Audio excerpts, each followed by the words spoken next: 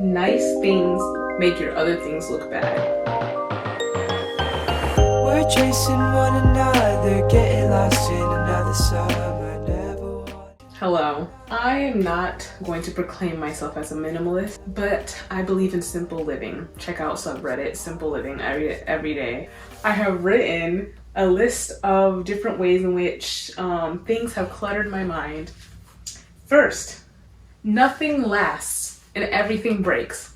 This laptop, in 5 years, done. Most clothing that you buy from the discount retail stores, done in like a year. Shoes, no matter where you buy them from, unless it's like Clark's, they're gonna be done in like 2 years. Cereal, you eat it and it's done in like a week.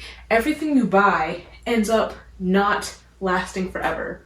And I actually hate that. I'm the kind of person that I do much better if I could just buy one thing that's exactly the way I want it and it lasts for my whole life or at least 10 years. That brings me to my next point. The cheaper the clothing, the less likely they are to make sure it actually looks nice on you and feels comfortable. They choose fabrics that are itchy, sewing patterns that don't conform to the shapes of the feminine curve.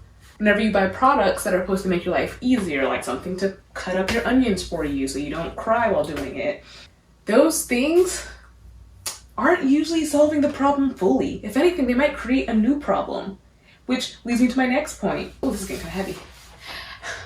Depending on what you buy, you have to learn how to maintain and clean it in a specific way. Think about trying to do this with so many articles and items in your life. It gets overwhelmed. This laptop, I bought it trying to get the highest specs possible for my budget range, which was like $1,200, and I still had to go and do internet research to find out that I should upgrade my NVIDIA driver and that I should go into the settings and take off things like the whole fancy transitions and like the things that pop up on the window as soon as you click open on your computer and it really annoys you because it slows everything down. I had to go and research all these things to try to conserve my battery and conserve my GPU or whatever those things are. I don't really know what any of it means, but I have a cursory knowledge of it all because I spent days researching. That was a lot of effort. Now this is worth the investment. I just don't want to do this with every item in my life. This whole buying thing, it's a cycle that leaves you feeling like you will never have enough. The way human nature is, you could make a product for every item of your body. It's never ending. That's the human nature. And I think companies and capitalism takes advantage of that and keeps trying to get you to buy things. How about this? How about we just accept whatever the nature of the issue is? And let's not try to fix it by buying a new thing. Ugh, this point. So let me get a visual. Look at this plate. Before this, I was using plastic children's plates that had tacky designs on them. I've been looking for so long for a plate that's edge is curved up because sometimes I need a bowl-like plate to keep my food in here. One day, whenever I buy and move into a new house that's a bit fancier and buy cutlery and plates and silverware that are more fancy, I will feel like I need to get a fancier plate only for the fact that it looks better. Or actually, let me show you my room. Look at my walls. What do you notice?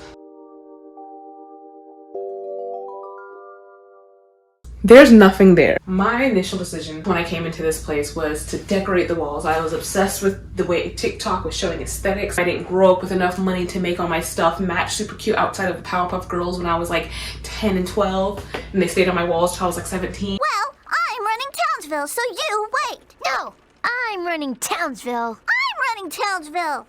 No. I'm running Townsville. Yes, sir, Mr. Mayor, sir. Here's your chair, sir. Thank you. And your desk, sir. Thank you. Then when I realized that I don't have enough money for the amount of stuff I want to buy for my walls, I then hit a point of clarity where I realized, do I even really want it?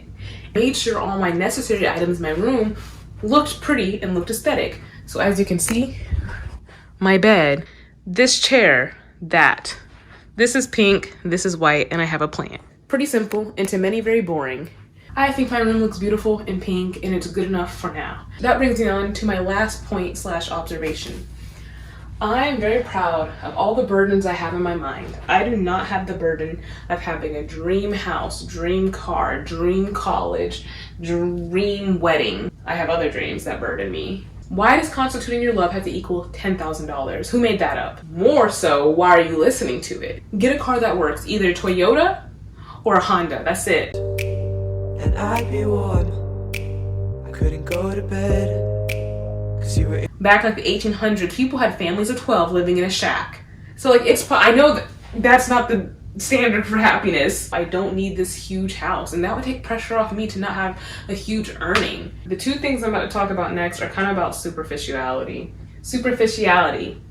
Sometimes I get caught up in this whirlwind of wanting to buy clothes because my clothes make me feel like I'm somebody. That's why I bought this butterfly crop top shirt from like Switzerland that's gonna take 6 to 8 weeks to get here. I think I've been putting too much value on thinking it really means anything about me as a person. I do a lot of people watching and judging what others are wearing, and it's a fun sport. It's like a harmless fun, but I think it does still.